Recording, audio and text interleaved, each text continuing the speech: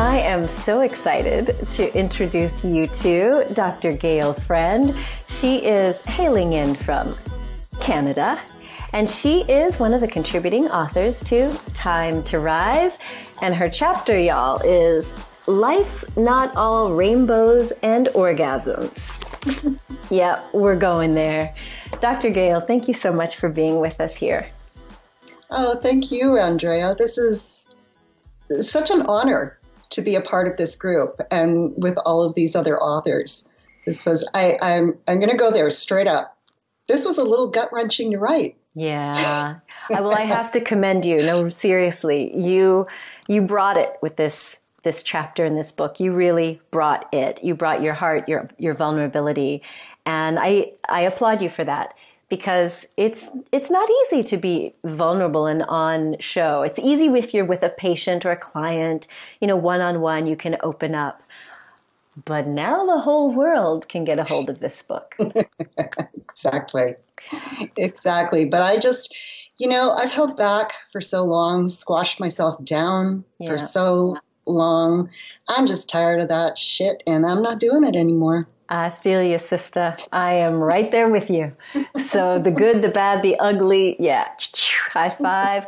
So I'd love to just kind of start with something that I know that you're an expert in, not just professionally, but you've had your own experiences, as many of us have. But I want to talk about the effect that our childhood, and particularly if we've had any sort of trauma, because you just brought up this concept about how you've held yourself back.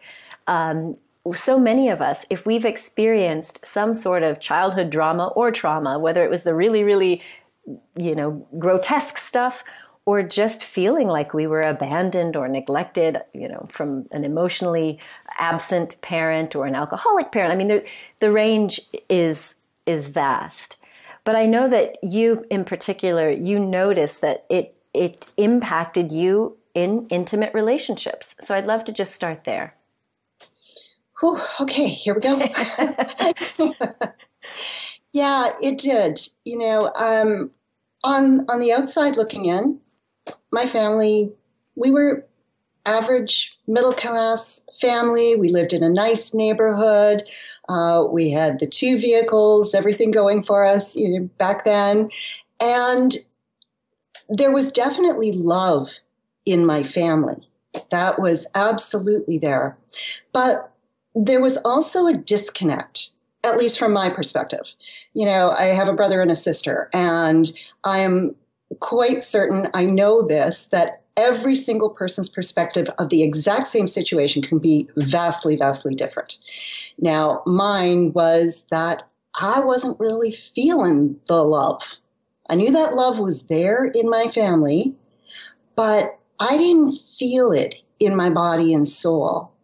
And when we're little, we don't have cognition. We don't have the language or the understanding to process what is going on. So our lovely little childhood creative minds make up a story like, I'm not good enough, I'm not lovable, I'm whatever that is. Yeah. Been there, done that. Exactly. And so my story from early childhood was that I wasn't lovable. I didn't matter. I wasn't good enough. And nothing I could do was good enough. And I craved love. I just craved that feeling that I knew was there, but I wasn't feeling it. Yeah. And what ended up happening was I ended up turning to sex. That was my substitute for love. I mean, not on a conscious level. I was just searching for it in all the wrong places, the wrong friends, the wrong teenage relationships. And sex became a part of that. If I could connect with somebody sexually, that connection I interpreted as love, even if it was just skin in the game and nothing else. Yeah. And when did you have that realization that, I mean, was it just the emptiness afterward? You know, I mean, so many of us have been there, right? You know, I've been there. It's that sense of, oh, I thought this was going to at least quench that feeling, that desire for love. But then that feeling of emptiness and that wanting comes right back. Mm-hmm. And I didn't really have an aha moment around it because it took up my late teen years, all of my early adult years, some of my middle-age adult years. And so it was sort of like a light on a dimmer switch. It wasn't like there it was. It was like slowly sliding the lever up till all of a sudden it was like, oh, this is what love is. So what was all that other stuff? Yeah. It was the hindsight part where I really went, oh, whoa, okay, now I know what I was doing. Now I know why all of that wasn't working out for me. Including marriage. I mean, you were divorced. So when you look back now, or at whatever point you were starting to really put together the pieces, what did you learn? What did you recognize? Oh, that my first husband and I, both of us had big, big hearts, but neither of us knew how to love. Not at all. We carried so many childhood wounds through to our relationship, and we hadn't done the work, and we didn't know how to love one another. So that was a really big thing looking back. Does that answer your question? I don't remember exactly. It does, but what else did you learn? I mean, when did you get the sense of recognizing that you do deserve love, that you are lovable?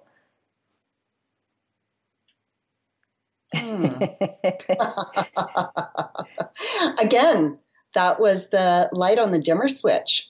That was slow to happen, and I had bursts of it at different times. So it was, I guess the first time was near the end of my first marriage when things were falling apart. I was in a deep depression. There was no love there. There was too much protection around our hearts individually. I couldn't access that love, but I knew it was there. And I knew I couldn't find it being where I was. I knew I needed to venture out because I got to that point of where the resiliency stepped in and I wanted more. I knew it was there and I wanted more. And I knew I needed to find that. And I made a vow to myself that I was never going to be lonely in a relationship again. Didn't know what I was going to do about it, but I was never going to have that again. And that's when a girlfriend bought me the book by Marianne Williamson, A Woman's Worth. And okay, you know what? There was an aha for me. That was a big turning of the tides. In that book, she wove together spirituality and femininity and sexuality in such a beautiful way. Every single word resonated for me. And then it was like, okay, yeah, a woman's worth. I am worthy of this. So that was the start of that was the start of me comprehending from a different place that I did have worth. It wasn't just a desperate search for it. I already had it inside. I just needed to find it through all the muck I had built up. And so when did you arrive at, I know one of your mottos is that intimacy is the gateway to great sex and love. I mean, you've described love as being pure emotion, sex, perfectly natural, it's not taboo. And intimacy, you say, is where the baggage is that gets in the way. So that baggage that you were talking about, how you and your first husband, you had this baggage, you hadn't done the work. So was it the intimate connection, even before all the sex? Do you think that's what you really, really needed? Oh, absolutely. Absolutely. Yes, love is a pure emotion. You know, it doesn't, well, I guess it does, but for most people, a new baby, they hold a new baby in their arms. What do they feel? They just feel a sense of pure love because this is innocence at its finest. And so we feel that. But the intimacy portion, the being able to be vulnerable, to know myself, that's a big thing that I've learned through all these years, is that to be intimate with a partner, you need to have that intimacy with yourself first. You need to know you. You need to know your baggage. You need to know all your shit so that you can work through it. So you're not projecting that onto the relationship, onto the other person. Intimately knowing yourself. And I didn't have that back then. And it's intimacy with your mind, your thoughts as well. What are your limiting beliefs? And do you challenge them? Or do you just take them as, I believe this, therefore it is? And how do you help people work through those limiting beliefs? You know, for those of us who did, grow up in a situation at home where we felt like we weren't good enough, that we didn't feel that love. I mean, everything you just described in the beginning of this interview was exactly what I felt. I knew intellectually that love was there, but I grew up with a mom who grew up in England, post-Victorian England. And so there weren't a lot of hugs. There were no kisses. There was no, I love you, love you, love you. Nothing like what I do with my daughter now, smothering her. And so I knew that intellectually I was loved, but I didn't feel the love. And I noticed, again, hindsight like you, kind of looking back, I could tell what I was doing in relationships was trying to feel like I was good enough, like love me, love me, love me. And then every now and then when someone would really love me, I was like, I don't know what to do with that. And I would sabotage. I would sabotage these relationships because I didn't believe that I was worthy of love. Yeah, I know. So how do we get past some of those limiting beliefs? Well, it goes back to what I was saying earlier about in childhood, we come up against hurts. We get our hands swatted when we're reaching for the cookie or whatever it is. They can be the tiniest little things, and we don't understand what's going on. This person, our parent, who we love, just swatted my hand. And so we make up this story to go with it, that I must be bad or wrong or whatever that story is. So what happens then is as we go through life, there's another incident that happens. And that's positive evidence that that story we first told ourselves is true. Right. So it's reinforcing it. Reinforcing it throughout life with every little hurt that happens is reinforcing that story. So when I start working with clients, we go into the stories, but I don't even need to know the whole story. What I need to know is, how did it make you feel? Because if we don't have, the thing is, the stories are cemented into our psyche with emotion. And if there's no emotion attached to a story, it's just a picture. Exactly. Just kind of, yeah. It doesn't mean anything. So we go into what the emotions are. And so what are the emotions around not feeling good enough? What is the opposite of that? How do we go from not good enough to good enough? And I use a number of different mentalities, modalities. Yeah. Let's go with it. Well, we use a few different mentalities too. Mentalities too. So forgiveness is a big piece. That's a huge piece. Forgiveness of other, forgiveness of self. It's understanding on a logical level and then working on the emotions. Tapping is one of the modalities that I use. I've got a few different ways, a few different things that we use around forgiveness. Some of it is letter writing to the people who hurt us, letter writing to our younger self. To change the story. So everything that I do is emotion focused. It's not just a lot of talk therapy about, and placating. Yeah. That's in the past. This is now. Let's focus on now. Well, that's all well and good, but if those old stories are cemented in there with emotion, you can't just sweep them under the rug. I mean, Lord knows that's what most of us do our entire lives. Exactly. And we find that for most people, even if they, on an intellectual level, they recognize, oh yeah, that happened. I understand why this person did me wrong or left or what have you. But that inner wound, that emotional pain you're talking about gets kind of stuck there, especially with that inner child. So I love that you brought that up because that's, to me, as you know, my work, but I really think that's a critical piece of this because people think, but wait, intellectually, I get it. I have forgiven them, but you've got to do that inner work. Well, when we get back from the break, Gayle, I'd love it if we could pick up kind of in the middle of your story. Because after the first marriage and you're kind of getting on track, you had a new relationship that started off great, and then you kind of hit a flat line in the sex department. So let's find out how you brought that love back when we get back. Tune in daily to get fired up with insight and inspiration for purposeful living, conscious relationships, and soulful success. You're watching Liberate Your Authentic Self with me, Dr. Andrea Pennington.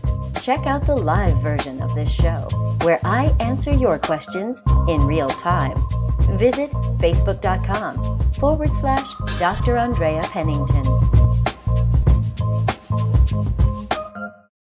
My guest today is Dr. Gayle Friend, and she has been enlightening us on exactly what we need to do to feel good in our own intimate lives before we even try to hook up with somebody else. Dr. Gayle is a doctor of human sexuality. She's an intimacy expert, keynote speaker, and like me, she's a science, sex, and spiritual geek, and a little bit of a love junkie. So Dr. Gayle, I'd love it if we could kind of pick up again on where, you got to this point where you were on track, getting, going for your degree on this spiritual journey, and then you found a new relationship. One I was really leery about. Yeah? Why? Yeah.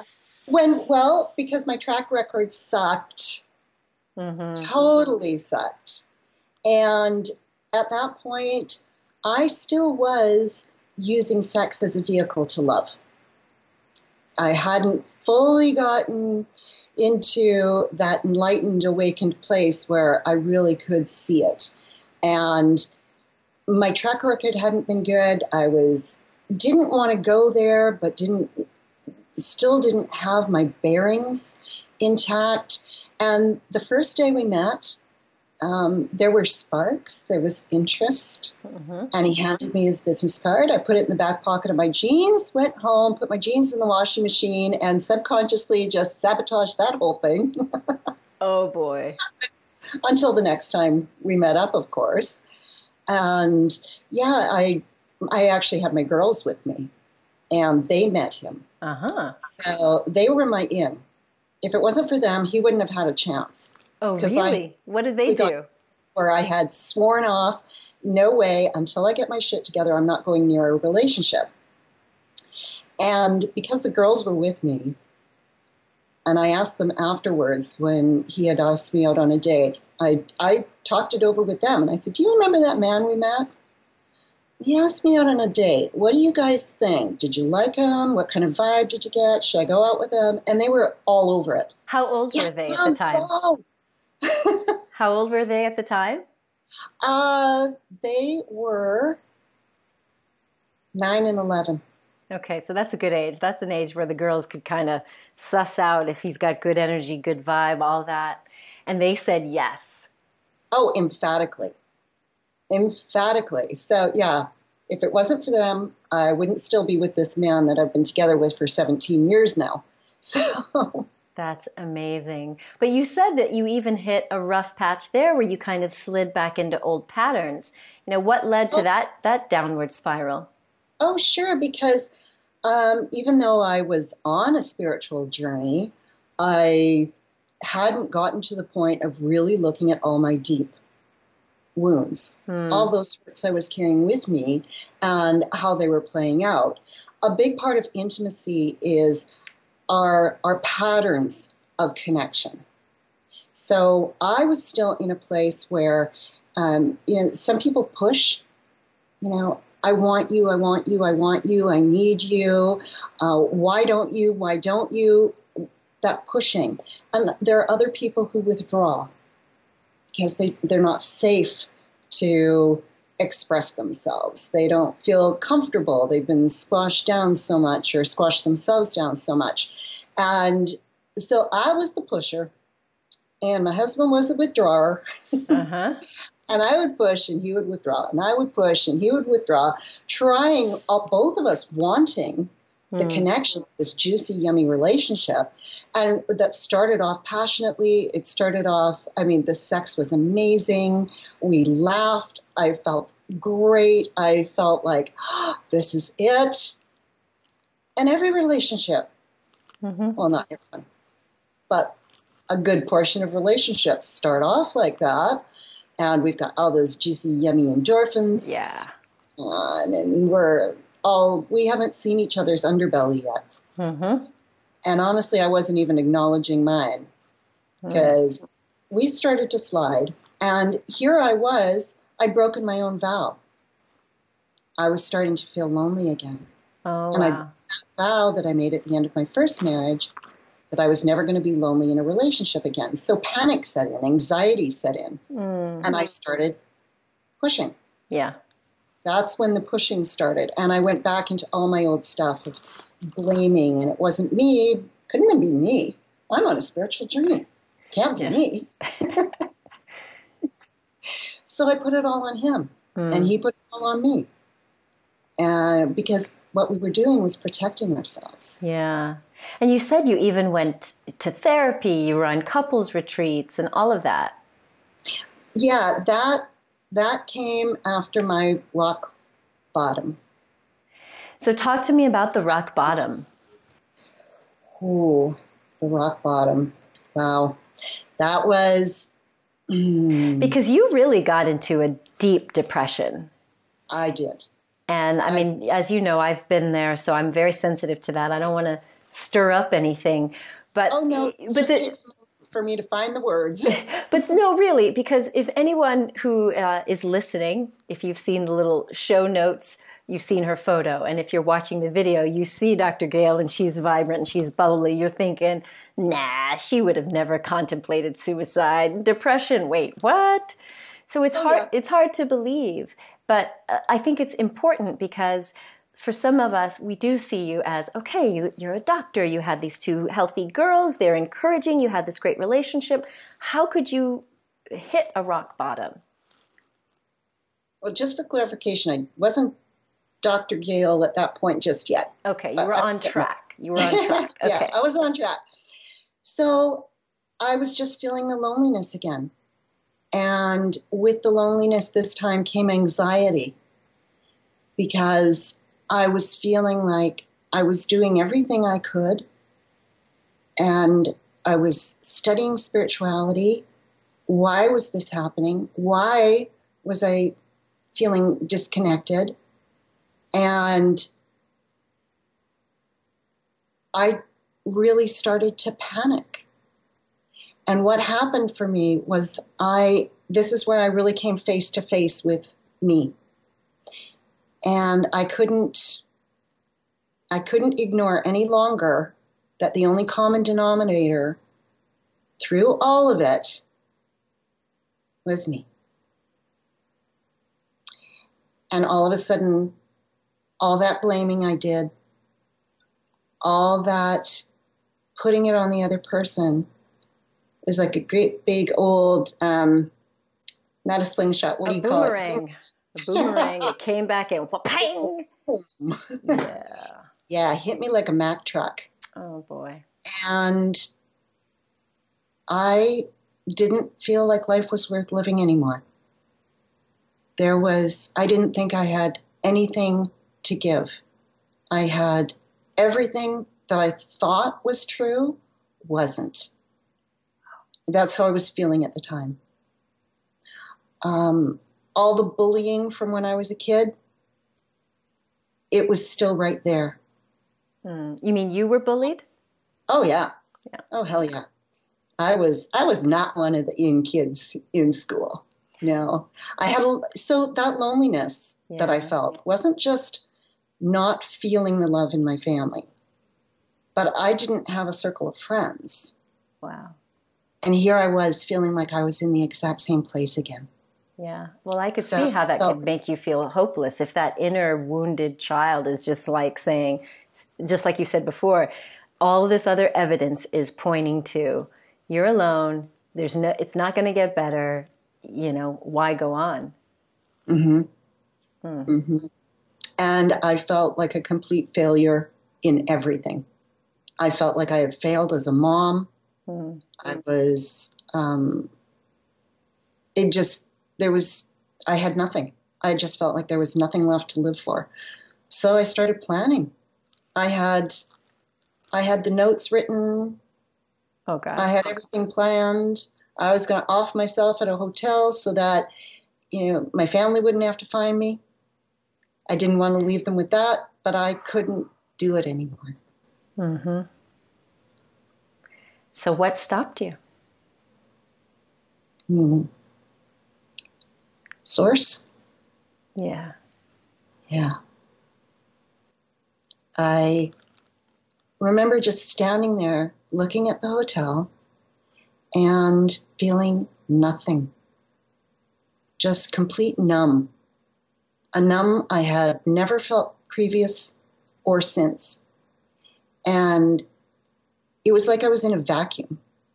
I don't know if there were people around or not. Nothing. I have no recollection of driving there or driving home afterward. But I was standing there and I literally heard a voice say, "Go home." Mm. And then I had this vision of my daughters, who are grown now at this point, and I had to listen. So I went home. And the funny thing is, to this day, I still don't remember driving home. I still don't remember arriving home. It's, a very surreal experience. And have you heard that voice since? Is this voice now even more present in your life? Oh, absolutely. Absolutely. Yeah, the stronger I got, the healthier I got. Meditation. I was saying off camera that these days when I meditate, there's a whole lot of freaky stuff happens, and it's pretty cool. That whole disconnected from my body. It's like I'm floating in the air and I can see what's going on down below. I'm watching myself sitting there meditate. It's, just get downloads all the time. All right. Well, we're going to get to that juicy, that's where I love to land. It's woo-woo land. I love it. But wait, we got to get to the in-between. How did you get from returning home where you had planned to off yourself? I mean, what happened next? How did you get reconnected with your husband? How did you rebuild? Well, I don't give up easy. Thank goodness. And it was okay. If something is telling me to stay here, there's a reason. Well, I'm not going to stay here living like this. So things have got to change. And that's when we started doing the counseling, going to retreats. I mean, the stack of books I was getting delivered on a weekly basis was quite incredible. And, at the time, too, I was seeing clients feeling like a total fraud in my work, right? Oh, gosh. So here you are counseling people on their love life while yours was still kind of in shambles. Yeah, total shambles, no sex, nothing going on. And so I started really looking at my clients a lot more carefully, and almost every single sexual concern, as you very well know, that if it's not based in a medical reason, it's got to do with something else going on in here, in the relationship, in all of it. And that's the intimacy stuff. And that was a big aha moment in my career, because before it had just been about sexual counseling. Now I started researching intimacy and looking at that, and I started developing techniques, and ideas would just come to me from nowhere.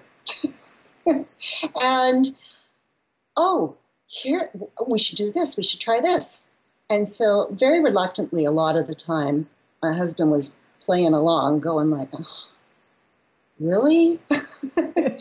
Let's just try this. Let's try this. I have a feeling about it. Let's just try this.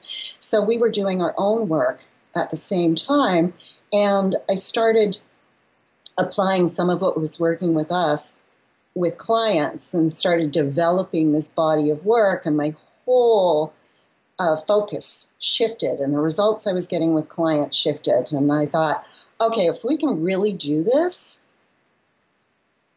this is good. If my clients are doing this, we can take it to another level ourselves. And so what is the this? What were some of those things, those techniques or practices? Practices. I mean, was it just sex? Was it just looking into each other's eyes? I mean, what were some of those things that were recreating that intimacy that was working for you and your clients? Okay, so a really big part of it, and this is kind of jumping ahead, a really big part of it was I'd been following a spiritual guide online. And I hit sort of a second rock bottom moment, not nearly as bad as the first one. And I sent him an email. I said, I can't do this anymore, and I need some serious help. And I started work with him and started really clearing a lot of the limiting beliefs and a lot of the old emotions. And I learned EFT tapping, and I had taken some programs in emotion-focused therapy with Dr. Sue Johnson. And so the this is working on the emotions. That's what the this is. Got it. So the emotions and the beliefs that were holding up those emotions. Yeah. The emotions that were holding the beliefs intact. Okay. All right. Yeah, clearing those. So it's really this is about awareness. Being really, really aware of what all your thoughts are, what your emotions are, and slowing things down. Okay, like infinity loop in a relationship.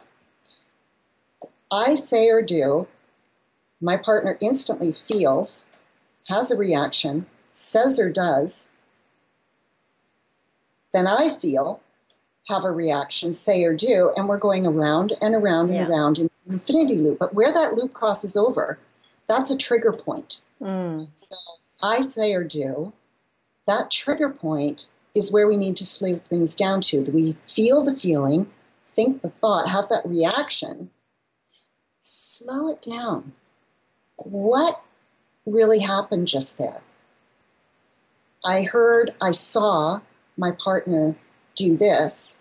Now I'm feeling this. Mm-hmm. Is that accurate? Or am I being triggered by an old story? Am I projecting my old stuff onto this current situation? And is it true or not? So this is about challenging your beliefs. Got it.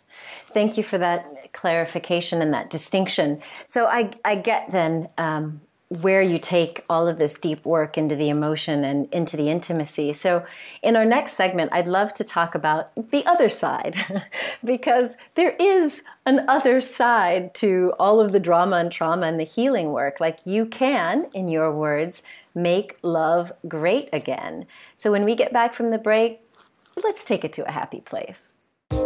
You're watching Liberate Your Authentic Self with me, Dr. Andrea Pennington. Check me out on Instagram at Dr. Andrea Pennington.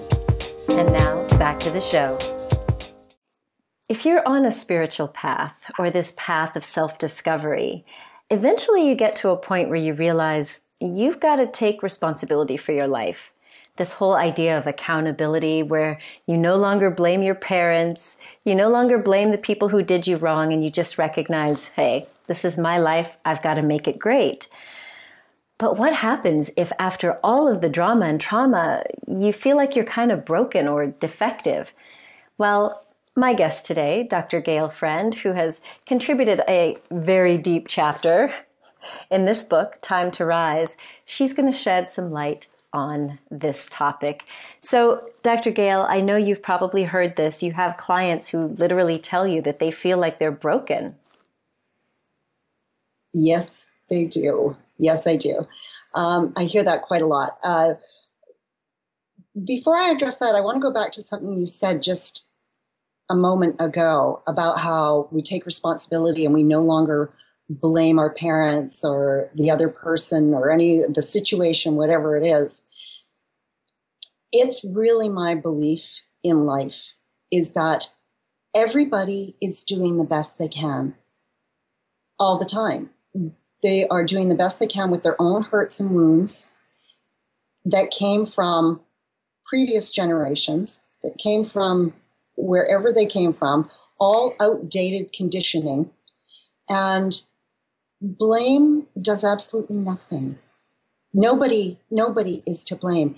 Even when I look at horrendous crimes and things that turn my stomach, there's a part of me, the not so spiritual part of me, is thinking about, man, where's the justice in this? And that happens. But then also at the same time, there's also this feeling of, I can't even conceive of what that level of hurt must feel like that they carry to be able to do things like that. So anyway, I know that was a tangent, but I wanted to go there. So no, I think you're absolutely right to bring that up. 100%. I'm with you.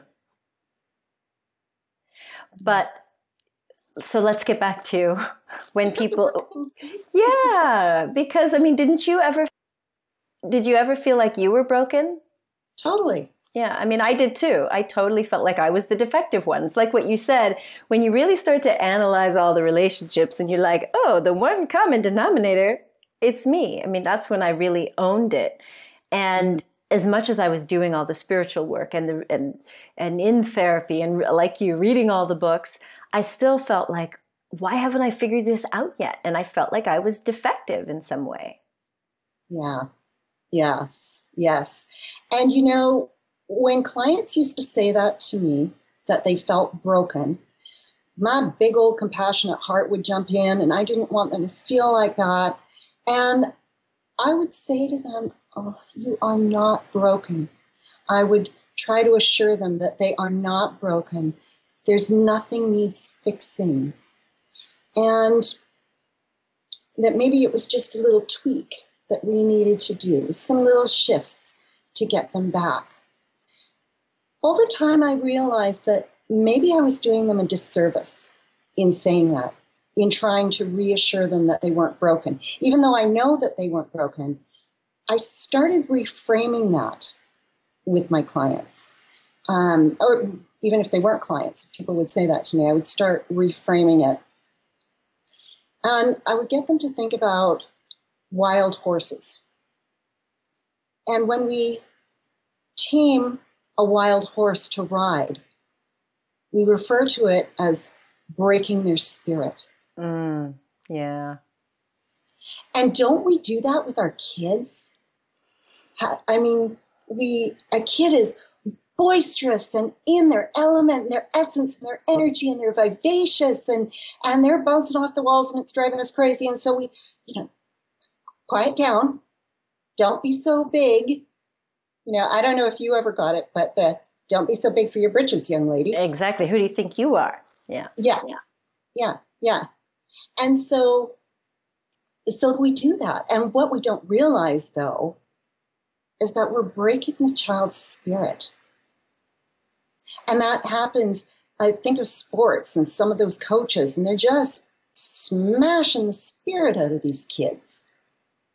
And we internalize those messages, and then we start to squash our own spirit down. Mm-hmm.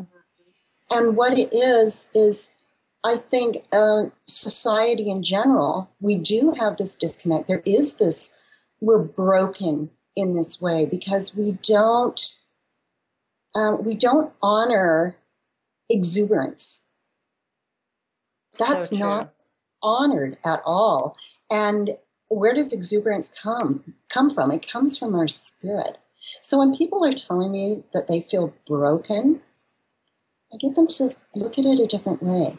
That you're not broken, but your connection to your spirit is broken. But it's not like broken like shattered glass. It's broken like an internet connection. Yeah. Right? We just need to reconnect you to your spirit. So you go from feeling broken to breaking open and breaking free. I love that analogy. That really sticks for me. I remember being in therapy and feeling like, I mean, I was at one of those really dark places that I know you've been before as well. And this was kind of like my last ditch effort.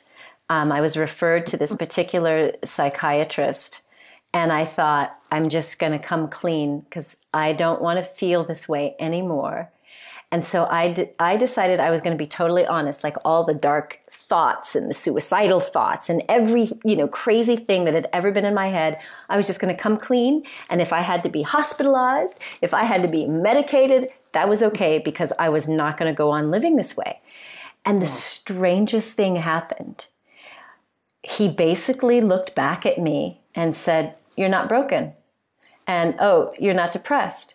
And when I told him about the stuff that I was seeing and hearing, and I know we're going to get into the spiritual stuff like you leaving your body, when I told him some of that, he looked at me and he said, "Listen, you know where I work." He worked at the psych hospital in Baltimore. So really, and he said, "So you know that I really know what crazy is, right?" And I said, "Yeah, that's why I came to you."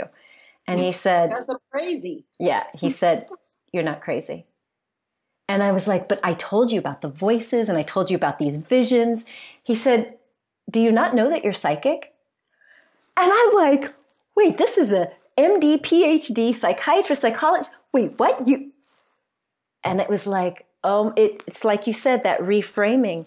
It's like some of these things are spiritual gifts. The creativity that I was judging and squashing and saying was bad and wrong, he's like, this is just who you are. And so I love that you talk about this whole breaking open and breaking free, because that's what allowed my spirit to come forth and say, you're allowed to have these feelings and thoughts and beliefs, as weird as they may be to other people.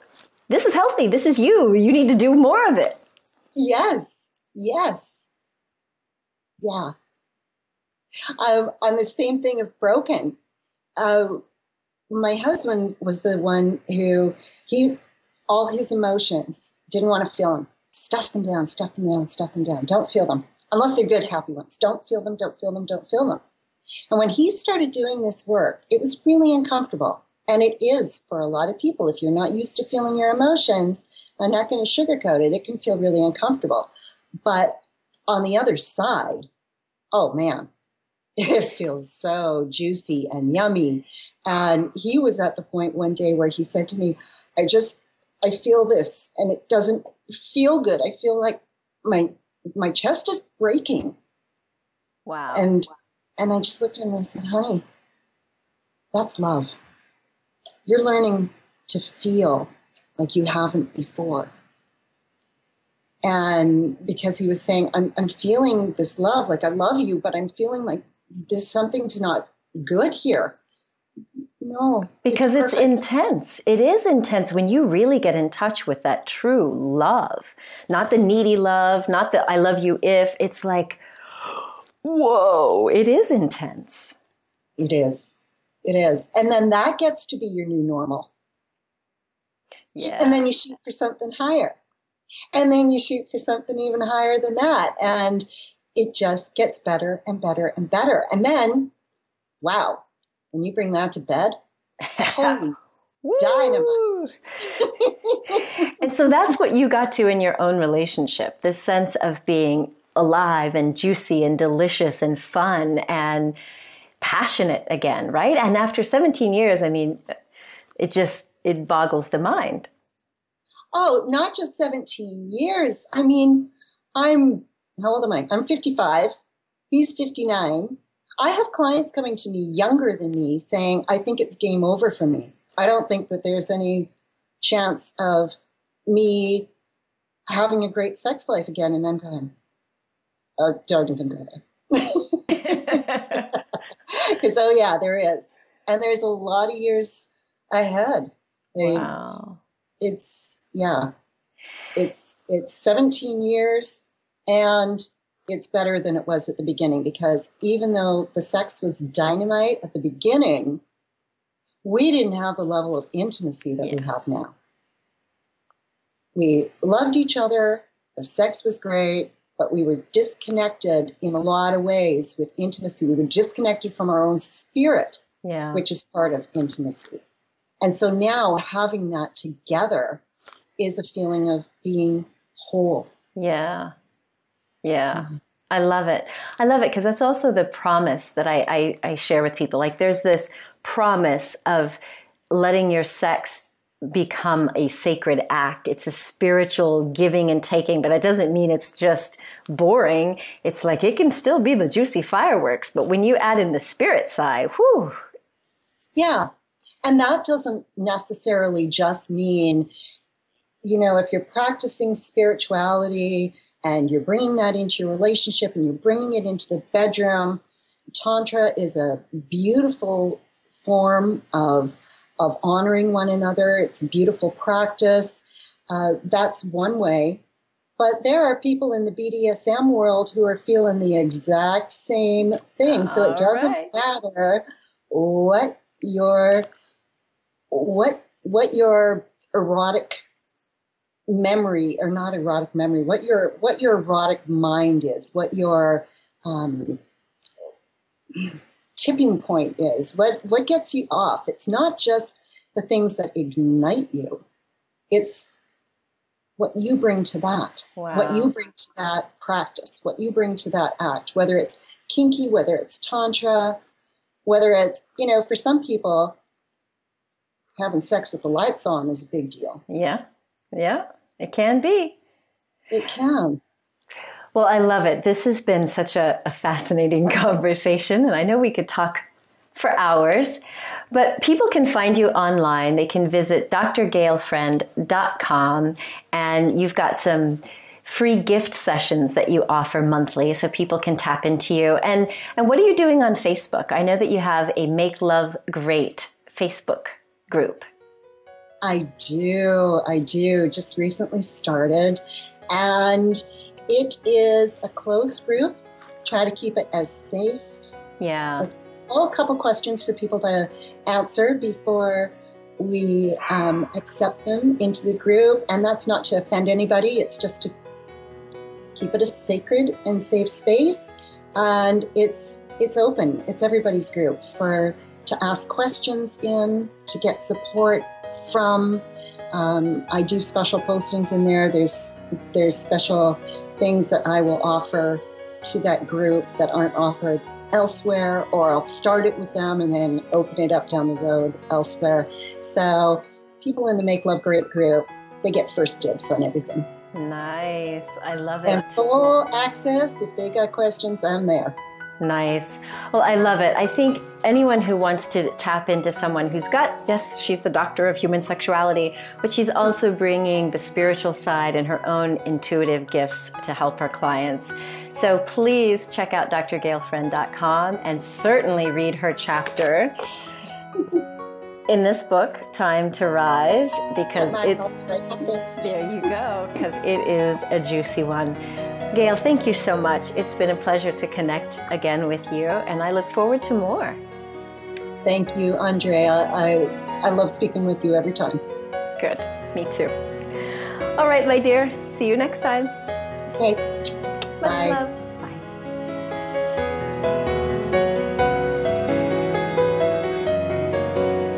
How do you pick yourself up when life knocks you down?